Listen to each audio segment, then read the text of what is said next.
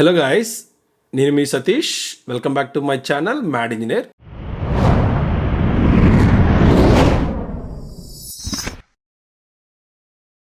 ఈరోజు నేను మీ ముందుకు తీసుకొచ్చిన ప్రాజెక్ట్ వచ్చేసి స్మార్ట్ ప్రొజెక్టర్.